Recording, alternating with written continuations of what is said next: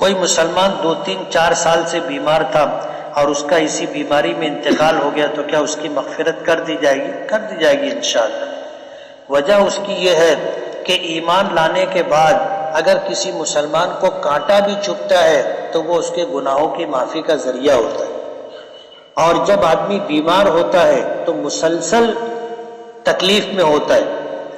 یہی وجہ ہے کہ بیماری سے گناہ جھڑتے ہیں، بیماری سے گناہ معاف ہوتے ہیں، اور مصیبت اور پریشانی اور بیماری سے گناہ ختم ہو جانے کے بعد درجات بلند ہوتے ہیں۔ یہی وجہ ہے کہ مصیبت ہو، بیماری ہو، یہ بھی اللہ کی ایک نعمت ہے، اگرچہ ہم لوگ سے برداشت نہیں ہوتی، لیکن ہے یہ بھی اللہ کی نعمت اور رحمت۔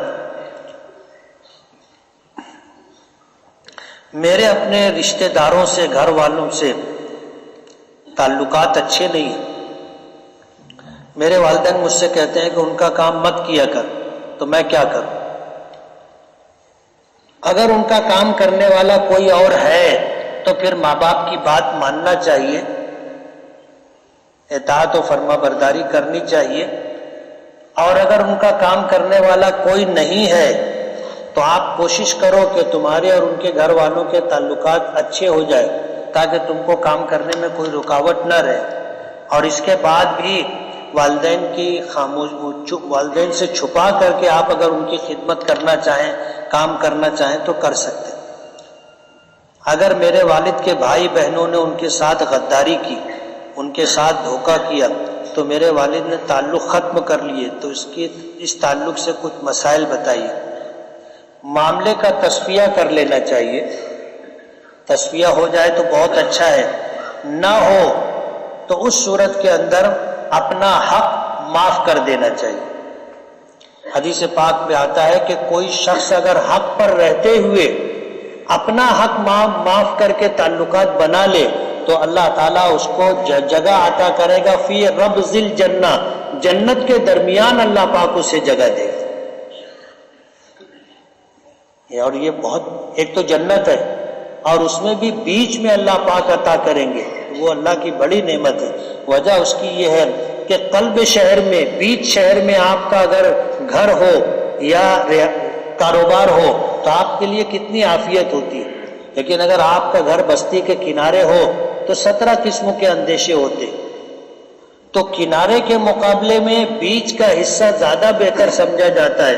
حدیث پاک میں آتا ہے کہ اگر کوئی شخص حق پر رہتے ہوئے اپنا حق معاف کر کے تعلقات نبھا لے، بنا لے، تو اللہ تعالیٰ اس کو جنت میں بیچ میں محل عطا کرے گا۔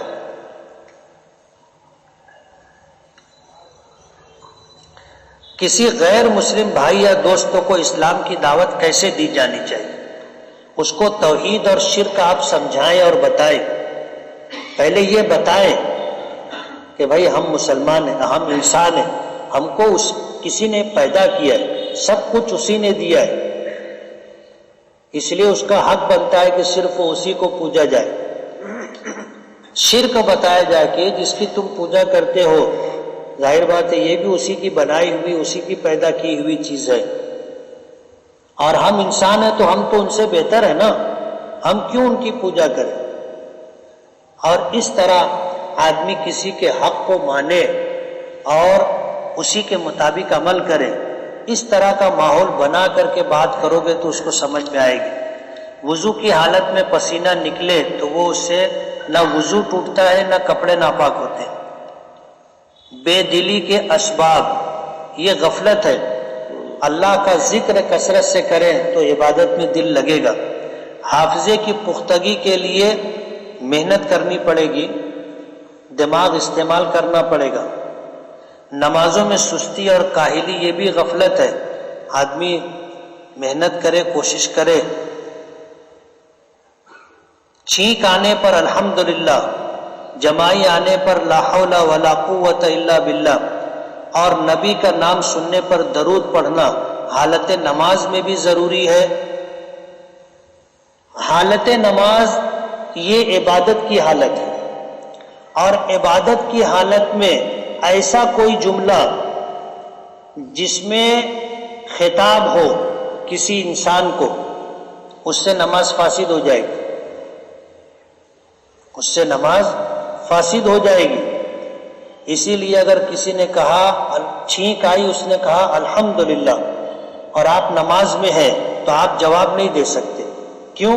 اس لیے کہ جواب میں ہے یرحمک اللہ، کہ اللہ تعالیٰ تجھ پر رحم کرے، یہ خطاب ہو گیا۔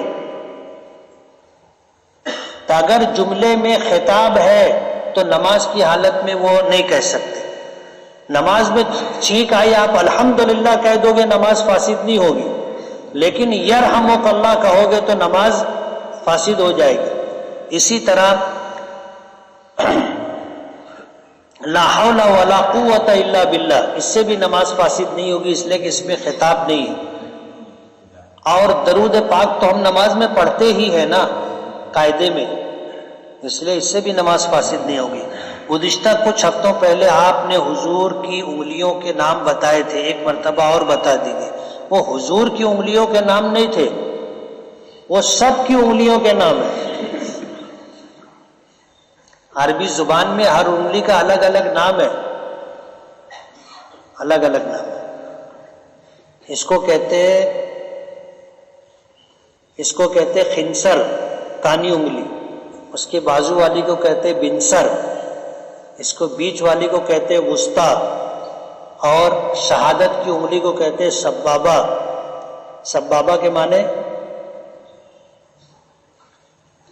سبن کہتے ہیں گالی کو، اسی لیے اس کو کلمہ انگلی شہادت کہا جاتا ہے۔ اور سبابہ کے معنی گالی دینے والی، آدمی ایسے کرتا ہے نا تو یہی انگلی رہتی ہے۔ اور اس کو کہتے ابہام، انگوٹھے کو۔ زید نماز کے لیے مسجد میں گیا اور نماز پڑھ کر نکلا تو یہ زید کا چپل کسی نے چرا لیا تھا۔ مصلیوں کے جانے کے بعد ایک جوڑ چپل بچا رہ گیا۔ زید وہ چپل پہن کر چلا گیا تو کیا زید نے چوری کی؟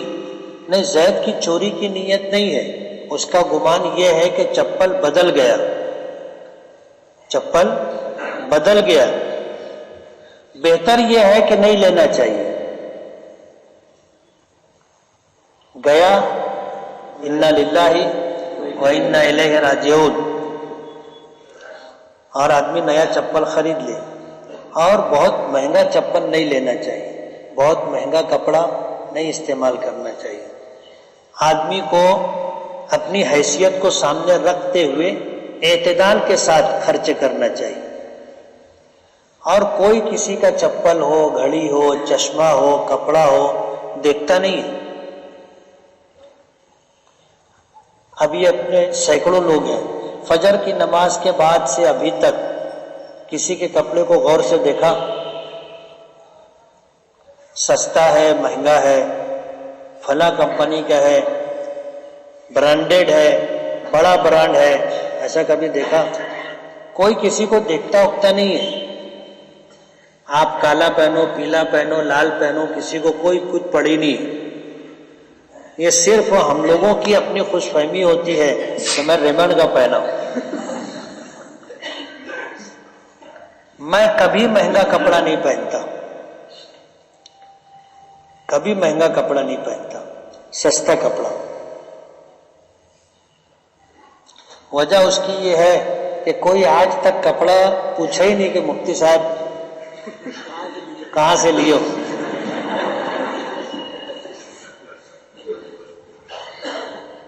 اپنی ذات پر کم سے کم خرچ کرنا چاہیے،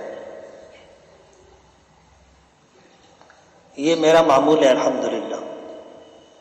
اپنی ذات پر کم سے کم خرچ کرنا چاہیے، ضرورت پوری ہو جائے۔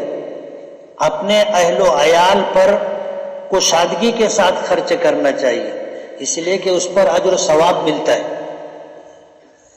جو ہم اپنے بیوی بچوں پر، اپنے ماں باپ پر، اپنے بھائی بہنوں پر خرچ کرتے ہیں، اللہ اس کا اجر دیتا ہے، اور اپنے اوپر جو خرچ کیے اس پر کچھ اجر نہیں ملتا۔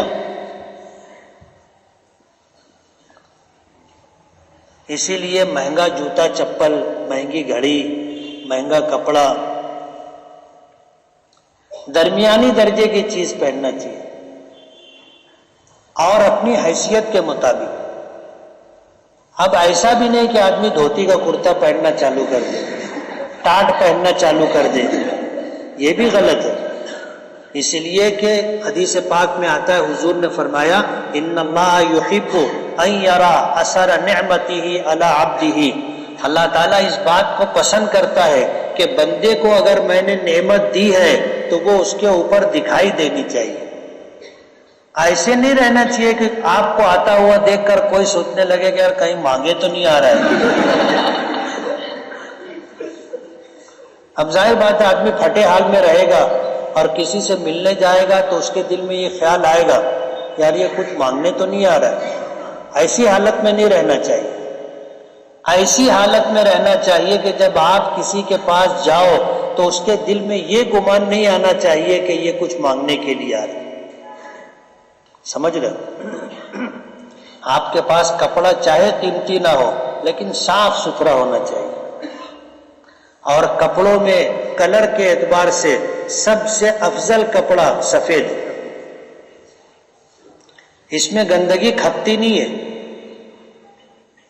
اب یہ کالا اور گہلے کلر کا جو کپڑا ہوتا ہے اس میں گندا بھی ہو جائے تو پتہ نہیں چلتا نا،